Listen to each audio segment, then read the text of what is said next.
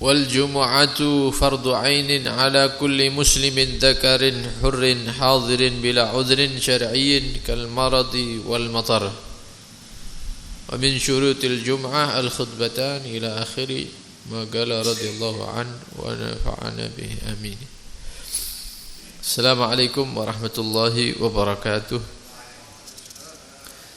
Bismillah walhamdulillah wassalatu wassalamu ala Rasulillah Sayyidina wa maulana Muhammad ibn Abdullah wa ala alihi wa sahbihi wa man walah wa la hawla wa la quwwata illa billah amma ba'd. Kita lanjutkan pembacaan Risalatul Jami'ah. Beliau berkata wal jum'atu fardu ainin, dan salat Jumat itu hukumnya fardu ain, wajib bagi perorangan, ala kulli muslimin, bagi setiap orang muslim, zakarin laki-laki, hurrin yang merdeka bukan budak, hadirin orangnya itu hadir bukan musafir, bila uzrin tanpa ada uzur syar'i, uzur yang dianggap oleh syariat. Seperti apa uzur yang dianggap oleh syariat? Kal marad, seperti sakit, wal matar, atau hujan yang membuat basah kuyup.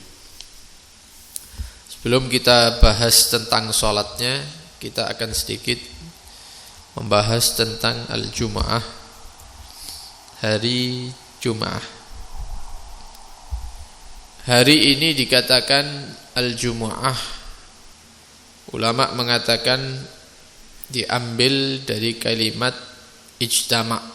Ijtama' itu kumpul, ketemu. Dikatakan hari itu hari Jum'ah karena lijtima'in nas, di hari itu manusia semuanya berkumpul di masjid atau berkumpul di satu lapangan begitu. Ada yang mengatakan lijtima'i Adam bi Hawa fi. Mengatakan sebagian ulama yang lain, ketika Allah Subhanahu wa taala menurunkan Nabi Allah Adam dan istrinya Hawa, itu diturunkan terpisah. Nabi Adam turun di daerah yang dikatakan Sarandib, di daerah Sri Lanka. Hawa turun ada di Jeddah, di Jeddah, sekarang Saudi itu ya, Saudi. Jadi terpisah antara Sri Lanka dan Saudi Arabia, Saudi. Kemudian Nabi Allah Adam melakukan perjalanan mencari istrinya Hawa, berjalan dari Sri Lanka terus bertemu dengan istrinya Hawa ada di Bukit Arafah, dan pertemuan keduanya ada di satu hari yang dikatakan hari itu hari Jum'ah. Kenapa dikatakan hari Jum'ah? Hari bertemunya, berkumpulnya Nabi Adam dan istrinya Hawa. Yang ketiga mengatakan hari itu dikatakan hari Jum'ah li'annallaha jama'a khalqa Adam fihi. Allah itu menyempurnakan penciptaan Nabi Allah Adam ada di satu hari, sempurna percintaannya, terkumpul semua, badannya, ruhnya semua. Itu di hari Jum'ah. Makanya dikatakan hari Jum'ah, kenapa? Karena penciptaan Nabi Adam terkumpul, terbentuk di hari itu. Maka hari itu dikatakan hari Jumat. Dan hari Jumat ini dahulu di masa jahiliyah mereka menyebutnya bukan hari Jum'ah, tapi orang-orang jahiliyah mengatakan itu adalah hari Arubah, Yaumul Arubah. Ya, kemudian datang Islam dikatakan itu adalah Yaumul Jum'ah. Nah, para ulama mengatakan hari Jumat ini adalah Sayyidul Ayyam. Dari sekian hari, 7 hari, itu sayyidnya, pemimpinnya yaitu hari Jumat. Wa a'dhammuha, dan paling agungnya hari dalam seminggu yaitu hari Jumat.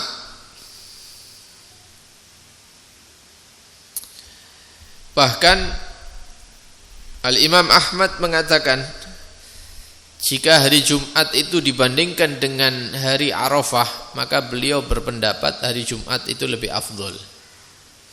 Hari Jumat yang datang setiap minggu itu lebih afdol daripada hari Arafah. Sebagian ulama yang lain mengatakan malam Jumatnya itu lebih afdol jika dibandingkan dengan malam Lailatul Qadar. Ya, sebagian ulama mengatakan seperti itu. Di Lailatul Qadar sama malam Jumat. Malam Lailatul Qadar dan malam Jumat mana yang lebih afdal? Sebagian ulama mengatakan malam Jumat lebih afdal. Ya, karena itu beruntung orang-orang yang memperbanyak ibadah di malam Jumat dan di hari Jumat. Utamanya dengan memperbanyak salawat dan salam kepada Nabi sallallahu alaihi wasallam. Nah, ada satu hadis Nabi sallallahu alaihi wasallam bersabda, "La tatlu'u syamsu." Tidaklah matahari itu terbit, wala taghrubu, dan tidaklah matahari itu terbenam. Ala yaumin, di satu hari, afdal, yang lebih afdal min yaumil jum'ah, yaitu hari ketika matahari terbit dan terbenam di hari Jumat. Artinya hari Jumat itu paling afdalnya hari. Hadis yang lain mengatakan innahu khairu yaumin tala'at alaihi syamsu. Hari Jumat itu adalah sebaik-baik hari yang terbit di situ matahari. Ya, setiap hari terbit matahari, tapi yang paling afdal yaitu ketika terbit di hari Jumat. Berarti paling baiknya hari yaitu hari Jumat.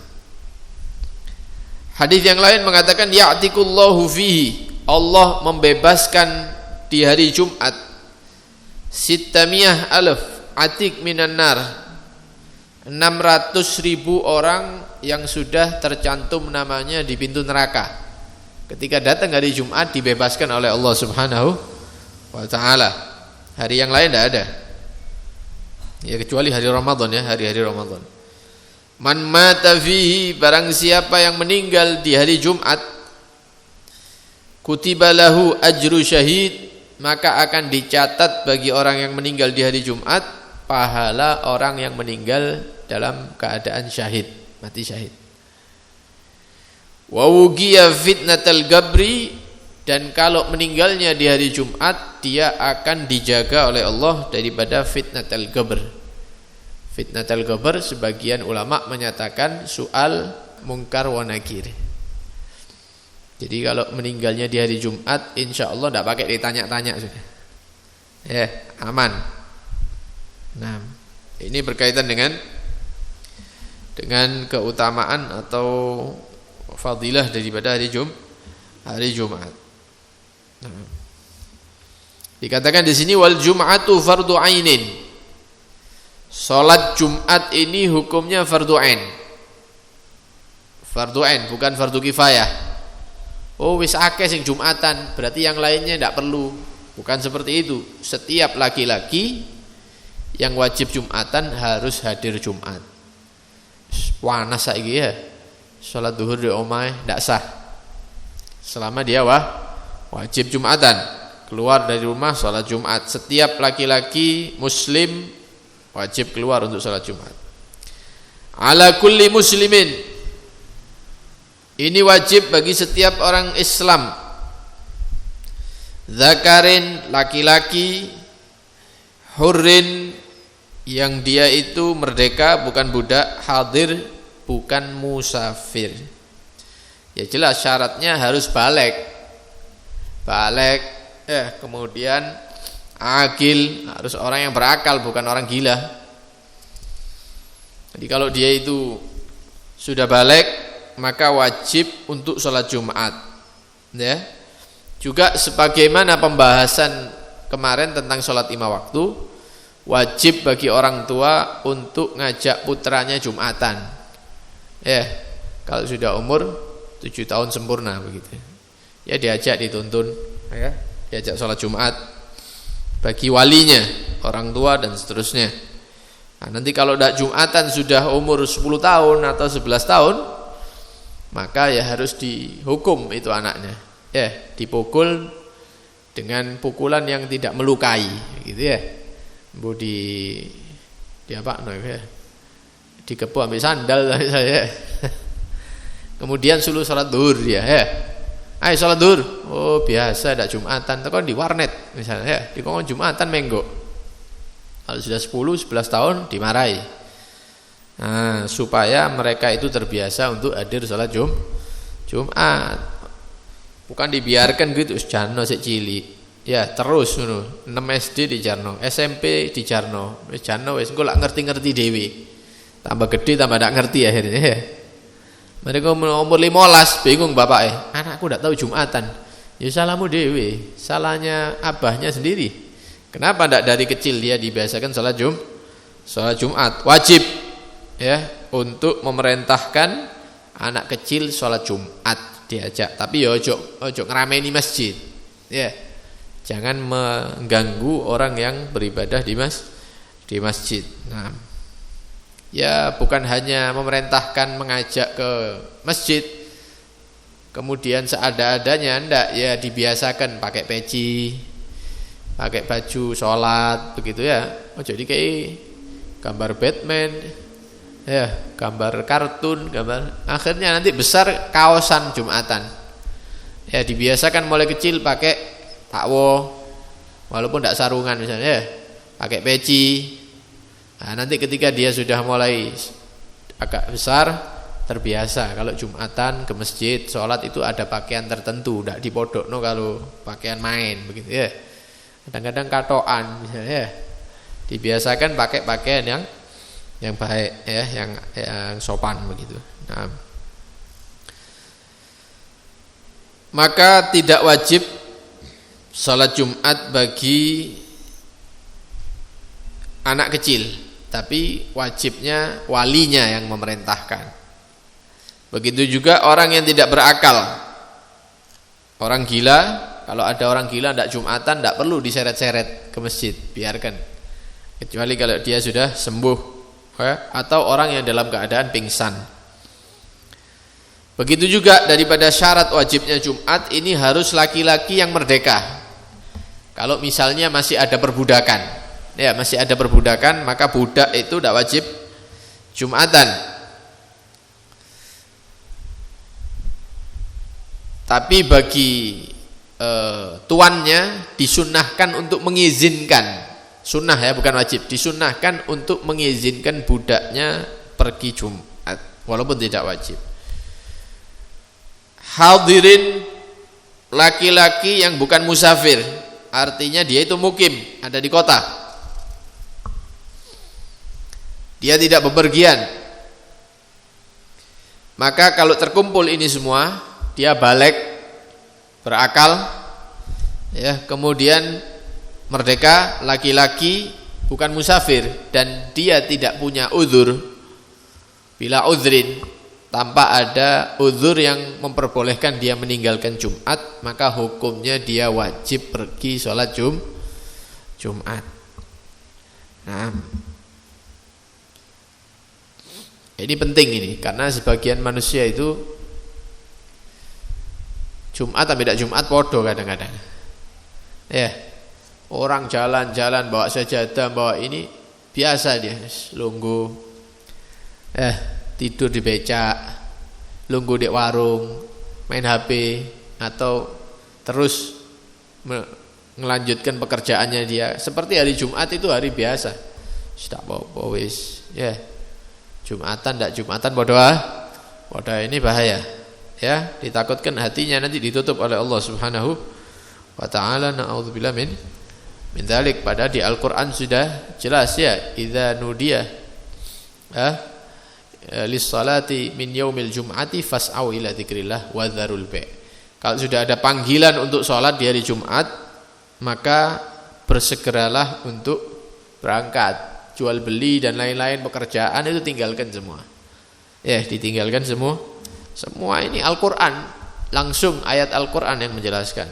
Nah, karena itu penting hal ini ya, penting. Kalau ada orang misalnya tetangga dan yang lainnya diingatkan, ya dengan cara yang baik.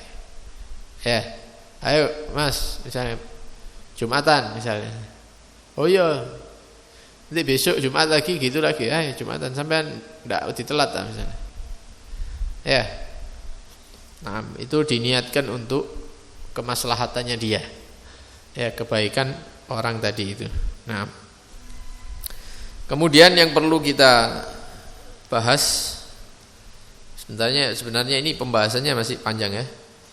Yang perlu kita jelaskan yaitu pertama, orang yang sakit.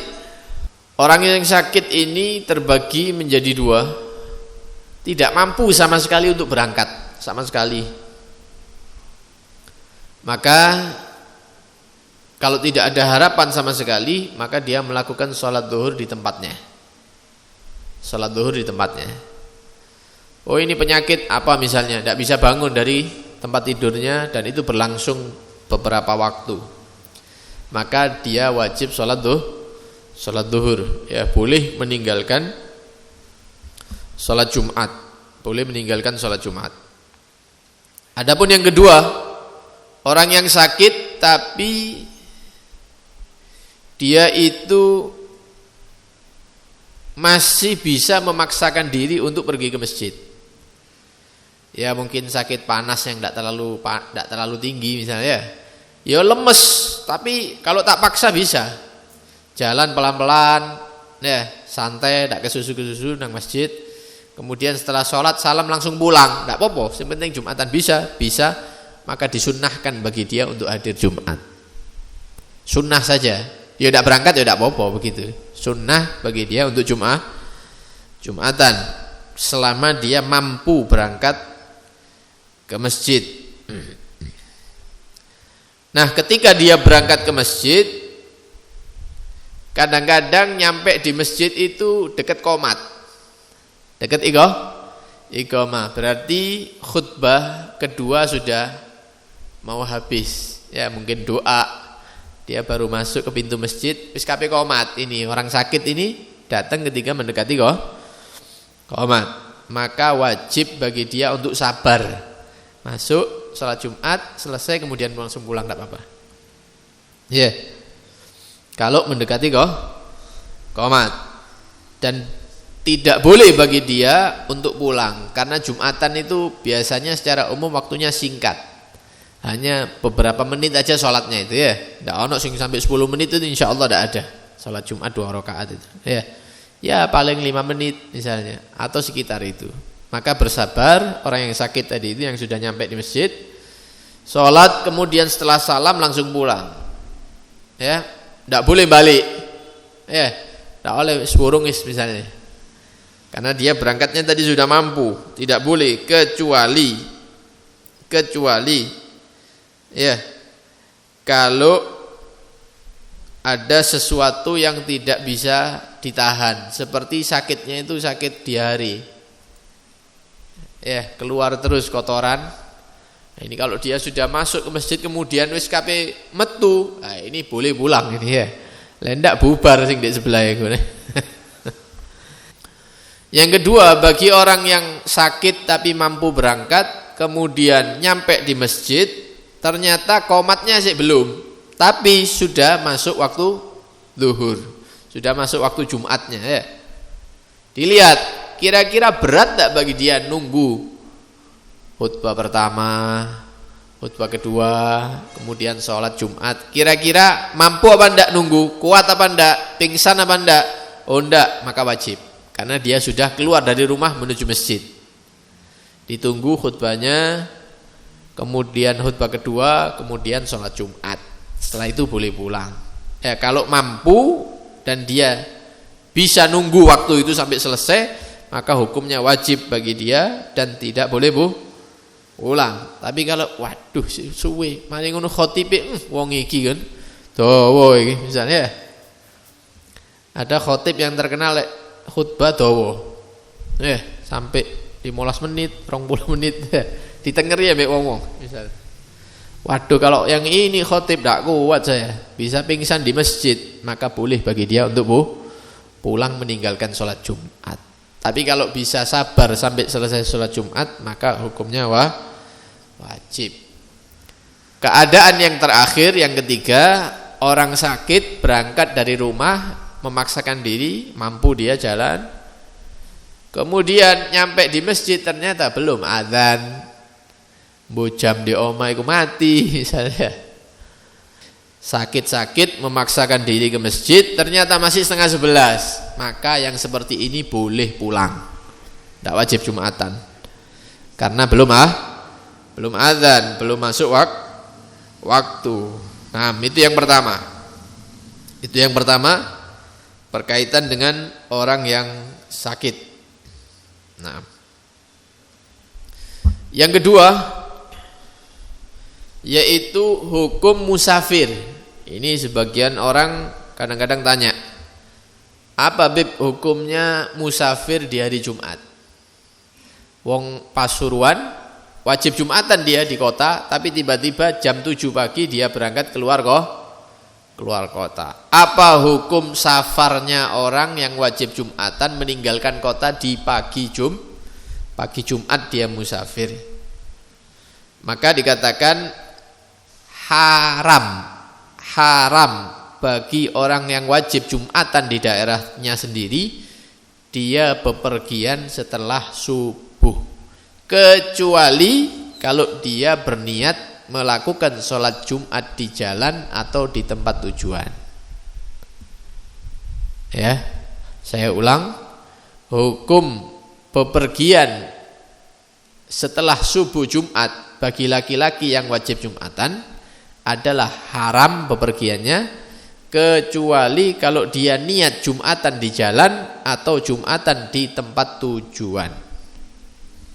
Berarti kalau saya berangkat di hari Jumat, berangkatnya jam berapa? Setelah subuh, jam 6, jam 7 misalnya berangkat, go mobil nyetir nang timur sana ya, Bu Situbondo tanah ke arah sana timur. Maka safarnya saya ini hukumnya haram kalau saya tidak Jumatan. Kecuali kalau ketika berangkat dia niat, engko lek wis pokoke krungu azan, krungu khotib, suarane khotib, ya saya parkir, sholat Jumat, kemudian tak lanjutno perjalanannya. Maka hukum safarnya ini boleh. Atau dia meneruskan perjalanan, ketika sampai di kota tujuan dia tetap sholat Jumat, maka ini hukumnya juga boleh. Tapi kalau antum berangkat pagi Jumat kemudian tidak sholat Jumat, ya gampang wis ya, sik kait adzan terusno montore. Mari ngono, rungokno. Oh sik khutbah terus. Ya. Rungokno maneh.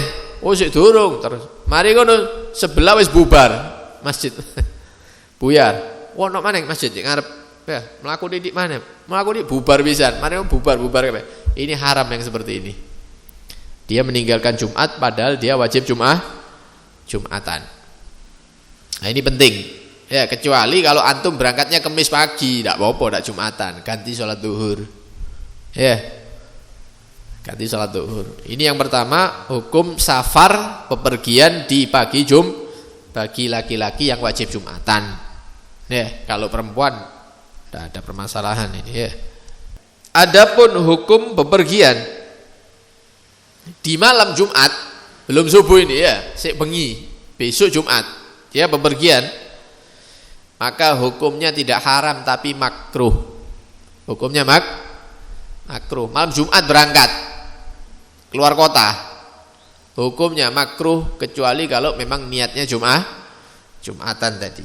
Ada satu riwayat mengatakan man safara lailatal jum'ah, barang siapa yang musafir bepergian di malam Jumat, da'a alaihi malakah, mendoakan jelek bagi dia kedua malaikat yang ada di tubuhnya dia.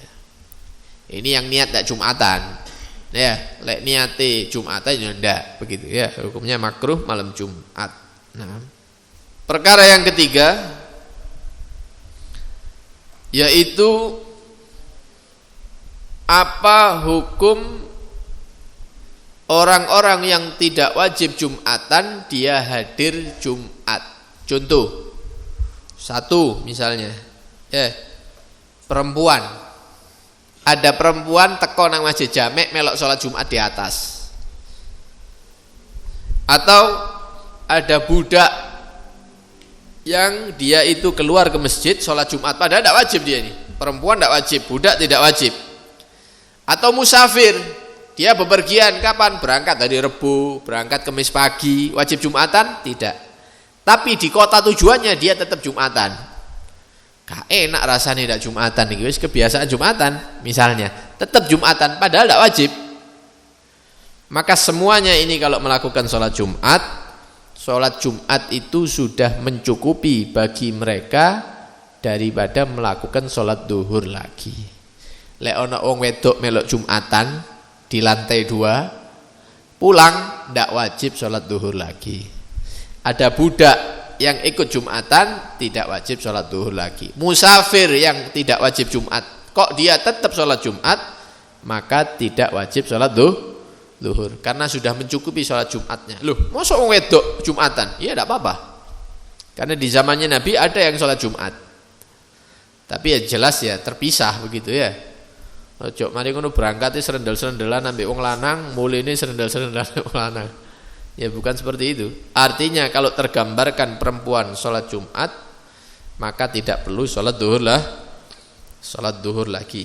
Nah, yang terakhir,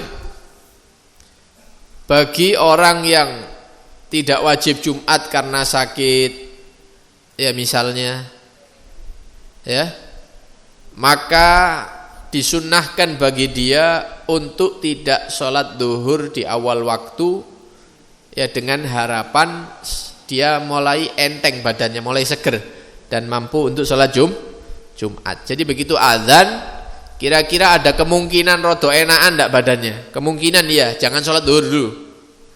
Ojo langsung takbir sholat duhur bagi orang yang sakit itu misalnya. Selama ada harapan, ditunggu dulu, ditunggu.